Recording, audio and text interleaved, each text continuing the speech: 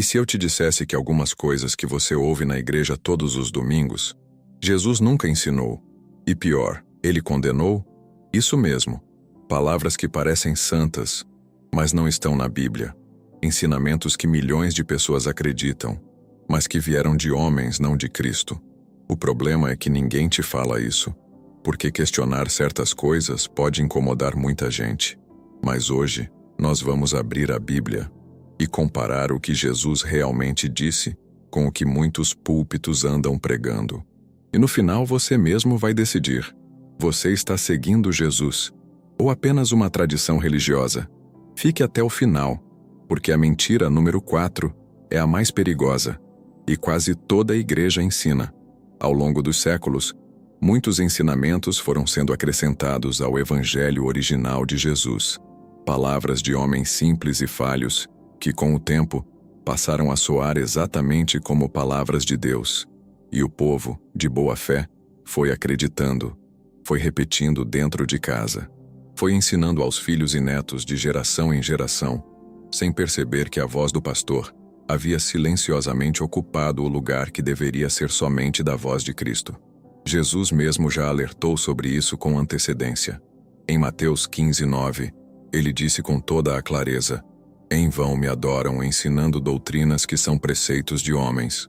Não são palavras minhas, são palavras dele." E se Jesus falou isso, é porque sabia perfeitamente que isso ia acontecer, que a religião, em algum momento, ia tentar falar mais alto do que o próprio evangelho. E foi exatamente o que aconteceu ao longo de toda a história da igreja. Ensinamentos puramente humanos foram vestidos com linguagem sagrada e cuidadosamente apresentados ao povo como verdade divina inquestionável. Por isso estamos aqui hoje, para abrir a Bíblia, comparar com cuidado e confiar no que está de fato escrito, não no que foi dito do alto de um púlpito com voz de autoridade. Antes de revelar cada uma das 7 mentiras, é importante entender algo absolutamente fundamental. Ninguém aqui está dizendo que todo pastor mente de propósito. Muitos deles pregam o que aprenderam, o que receberam como herança, o que foi passado de geração em geração dentro de suas denominações. O problema não é sempre a má intenção.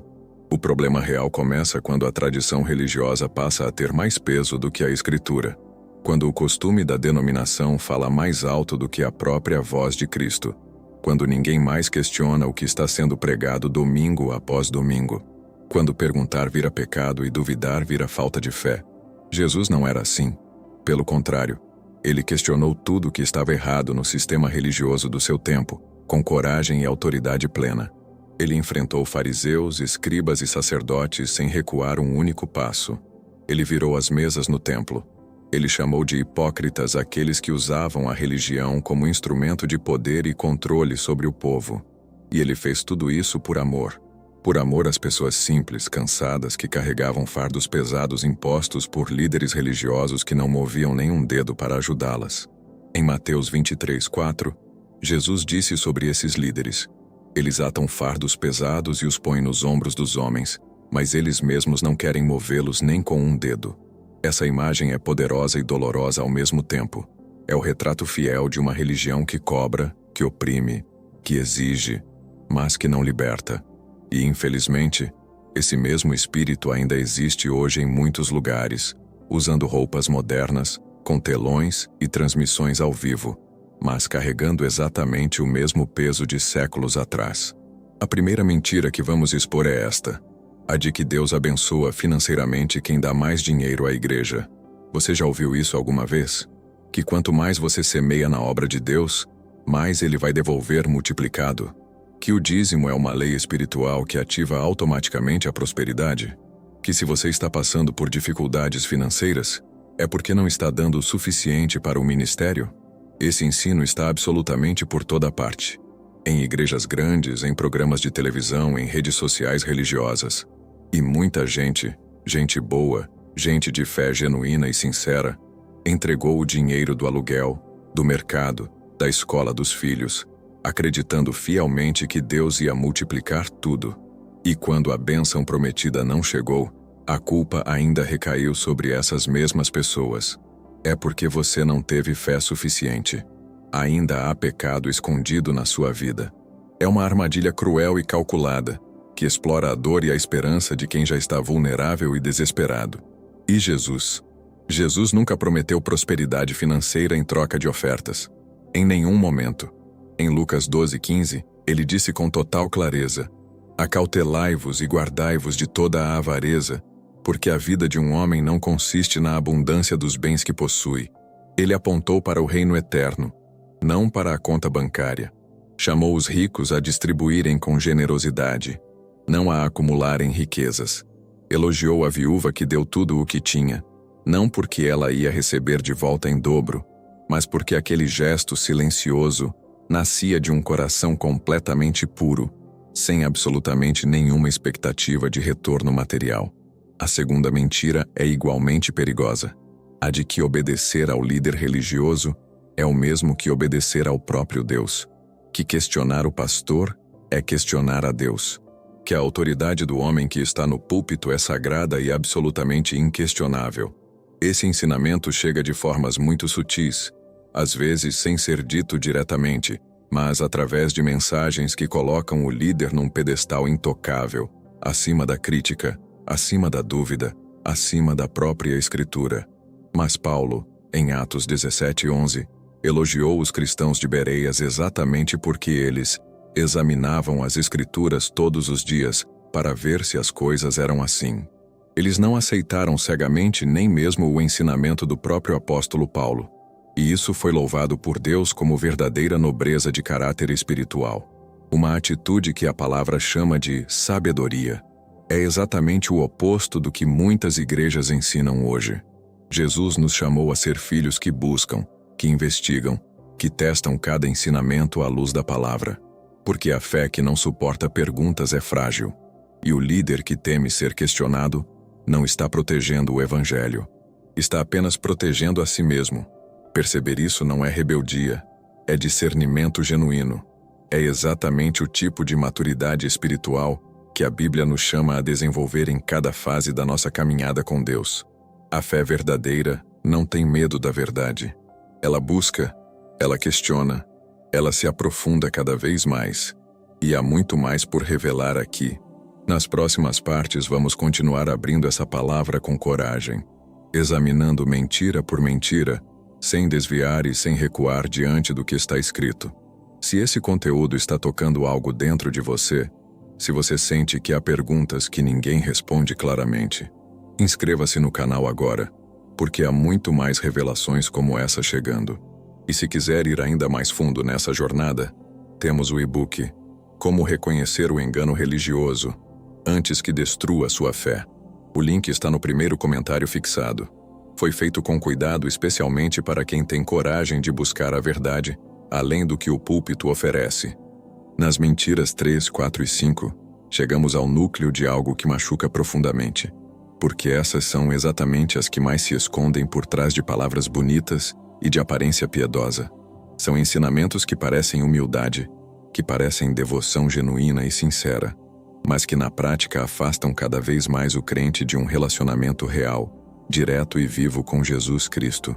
A terceira mentira é esta, a de que você precisa de um intermediário humano para se aproximar de Deus, que sem o pastor, sem o padre, sem o líder espiritual, o seu acesso ao Pai fica incompleto ou até inválido, que a sua oração sozinha não basta, que você precisa de alguém mais ungido, mais especial, mais próximo de Deus do que você, para interceder adequadamente por sua vida. Esse ensinamento está tão enraizado em algumas tradições religiosas que as pessoas chegam a sentir vergonha de orar diretamente ao Pai, como se Deus fosse distante demais para ouvir uma voz simples e comum, sem título religioso, sem hobbies ou microfones, como se o amor de Deus dependesse de uma longa cadeia de aprovações humanas antes de finalmente chegar até você. Mas Jesus destruiu essa ideia de uma vez por todas. Em João 14:6, ele disse com autoridade absoluta: Eu sou o caminho, a verdade e a vida. Ninguém vem ao Pai senão por mim. Por mim. Não pelo pastor, não pelo padre, não pelo bispo, não por nenhuma estrutura religiosa criada pela mão de homens. O único e suficiente mediador entre Deus e os homens É Jesus Cristo. Isso está registrado com toda a clareza em 1 Timóteo 2,5, com palavras que simplesmente não deixam absolutamente nenhuma margem para qualquer interpretação alternativa. E mais do que isso, no exato momento em que Jesus morreu na cruz, o véu do templo se rasgou de cima a baixo. Esse véu espesso separava o povo comum do lugar santíssimo, onde a presença de Deus habitava. E Deus mesmo o rasgou com as próprias mãos. Não foi um terremoto. Foi Deus dizendo ao mundo inteiro: a separação acabou. Você tem acesso direto. Venha sem medo. Isso está registrado em Mateus 27:51, e é um dos gestos mais poderosos e reveladores de toda a Escritura. Então, quando alguém te diz que você precisa passar por um ser humano para chegar a Deus, essa pessoa está, ainda que sem perceber, costurando de volta um véu que o próprio Deus rasgou deliberadamente. É uma grave e séria distorção do Evangelho de Cristo. E ela serve na prática para manter o poder concentrado nas mãos de poucos, enquanto o povo permanece dependente, inseguro e completamente afastado da intimidade que Jesus comprou com o próprio sangue na cruz do Calvário. A quarta mentira, a mais perigosa de todas, como prometemos no início, é esta: a de que Deus castiga com doenças, perdas e sofrimento quem não obedece às regras da igreja, que se você está doente, é porque pecou, que se perdeu o emprego, é porque estava fora da vontade de Deus, que as tragédias da vida são sinais do desfavor divino sobre quem não dizima, não frequenta os cultos, não segue os padrões estabelecidos pela liderança. Esse ensinamento é absolutamente devastador. Ele chega até uma pessoa no momento mais frágil de toda a sua vida, no leito de um hospital, diante de uma perda irreparável, em meio a uma crise que já consome todas as forças que restam, e ainda coloca sobre ela o peso sufocante da culpa espiritual. Como se o sofrimento não bastasse, ainda é preciso carregar a vergonha de ter merecido aquilo. Jesus nunca ensinou isso, em nenhum momento. Em João 9:1-3, os discípulos perguntaram a Jesus sobre um homem que havia nascido cego. Quem pecou, este homem ou seus pais, para que nascesse cego? E Jesus respondeu com clareza absoluta: nem este pecou, nem seus pais. Ele desfez ali, naquele instante preciso, a teologia cruel da punição que os religiosos do seu tempo carregavam como verdade, a mesma que muitos líderes ainda carregam e pregam hoje. E o livro de Jó, um dos mais antigos de toda a Bíblia, existe exatamente para demolir essa mentira. Jó era descrito como um homem íntegro, reto, que temia a Deus e se desviava do mal, e ainda assim sofreu de forma devastadora. Perdeu filhos, saúde e todos os seus bens. Os amigos de Jó fizeram exatamente o que muitos pastores fazem hoje. Disseram que ele devia ter pecado, que havia algo errado na sua vida espiritual. E no final do livro, foi Jó quem foi aprovado por Deus. Não os amigos religiosos que tentaram explicar o sofrimento com fórmulas espirituais prontas. O sofrimento faz parte da existência humana. Jesus não prometeu uma vida sem dor. Ele prometeu presença dentro da dor. Em João 16:33, ele disse: no mundo tereis tribulações, mas tende bom ânimo, eu venci o mundo. Não disse: se vocês viverem direito, não sofrerão. Disse: vocês vão sofrer, e eu estou com vocês mesmo assim. Quando o ensinamento usa o medo do sofrimento para controlar comportamentos, para garantir obediência cega, para manter o fiel preso dentro de uma estrutura religiosa por terror e não por amor genuíno, isso não é o Evangelho de Jesus Cristo. Isso é manipulação humana, fria e calculada, revestida de linguagem sagrada. E reconhecer com clareza essa diferença é um dos passos mais importantes e libertadores de toda a jornada espiritual. A quinta mentira também merece ser nomeada aqui: a de que a salvação pode ser perdida por qualquer deslize moral, que um pecado cometido após a conversão pode te separar eternamente de Deus. Esse ensinamento cria cristãos vivendo em constante terror espiritual, sem paz, sem segurança, sem a certeza do amor incondicional do Pai. Mas em João 10:28, Jesus disse sobre as suas ovelhas com toda a firmeza: eu lhes dou a vida eterna, e elas jamais perecerão. Ninguém as arrebatará da minha mão. Não disse enquanto não errarem. Disse jamais. Uma palavra absoluta sem condições escondidas. A segurança da salvação não repousa sobre o desempenho humano. Ela repousa inteiramente sobre a fidelidade imutável de Deus. Entender isso não é licença para pecar. É a fundação verdadeira para amar a Deus, por gratidão e não por medo. Há ainda muito mais por vir. Na próxima parte, vamos fechar esse estudo revelando as duas últimas mentiras. E mais do que isso, vamos mostrar com clareza o que a palavra de Deus oferece em resposta concreta a tudo isso. Porque o objetivo aqui nunca foi destruir a fé de ninguém. O objetivo sempre foi libertá-la, devolvê-la ao seu lugar verdadeiro e original, nos braços de Cristo. Chegamos ao fim dessa jornada juntos. E que jornada foi essa? Abrimos a Bíblia com coragem. Comparamos o que Jesus realmente ensinou com o que tantos púlpitos pregam, e a palavra falou por si mesma. Não foi necessário inventar nada. Tudo que vimos aqui está escrito.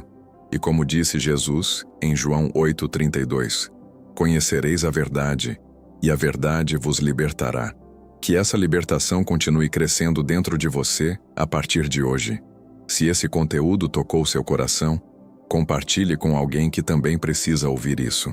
E se você quer continuar aprofundando essa jornada, o e-book Como Reconhecer o Engano Religioso Antes que Destrua Sua Fé está no primeiro comentário fixado. Ele foi feito para você. Se inscreva no canal, curta o vídeo, deixe seu comentário aqui embaixo. Sua voz importa e fortalece essa comunidade. E fique de olho nos próximos vídeos que já vão aparecer na sua tela.